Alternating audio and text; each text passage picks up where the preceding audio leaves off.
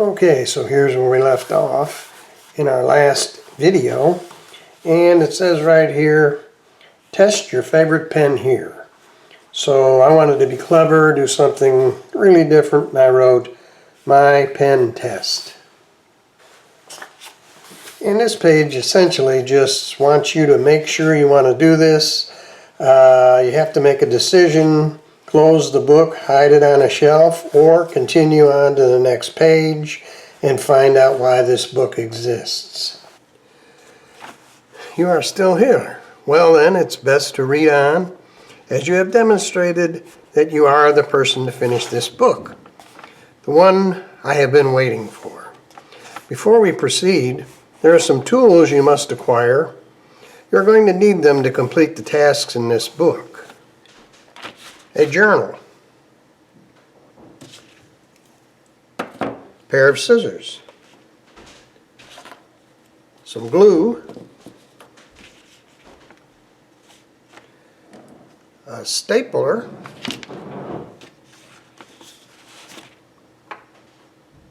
a needle and thread, a digital camera, a good eye,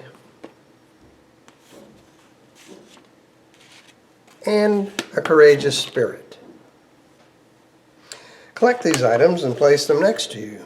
You may wish to take a photo of them for documentation purposes, and to leave a trail for others in case you are unable to complete your task. Okay.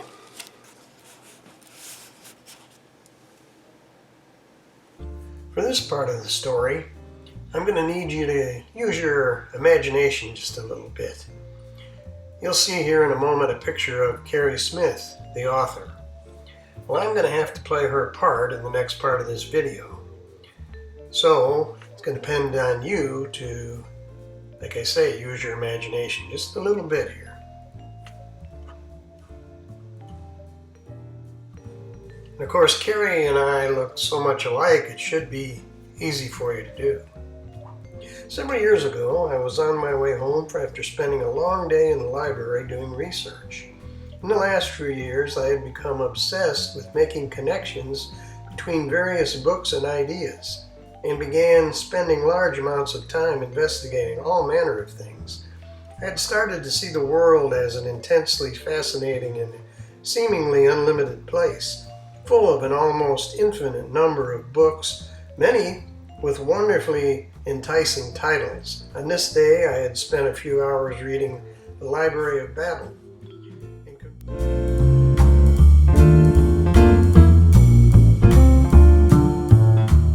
and covertly sipping green tea until the sun went down.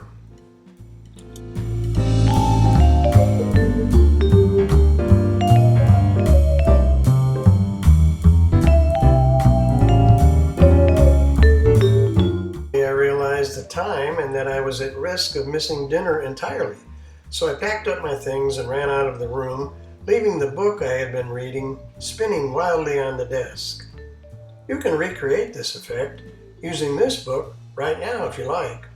Close it up first. It's rather fun to try. Outside, the night was warm for this time of year, which was fall, and there were leaves blowing wildly all around. It was threatening to rain, and little flashes of lightning were flickering in the distance. I would have to hurry so as not to get caught in the impending storm. To get to my house, I passed through a park which had a long and windy path. Every 20 feet or so there was a park bench of the standard wood and cast iron variety. My head was filled with the images from the book I had just been reading. I noticed that one of the benches had a bunch of papers scattered haphazardly around it. Not being the kind of person who can just walk by random papers I find in the street, I went to the bench and began to read, first looking around to see if anyone was watching. I confirmed I was alone. I had what looked to be a worn black cardboard cover and quickly shoved the loose sheets into my bag. I ran the rest of the way home. Just as I reached the front door step of my house, it started to rain.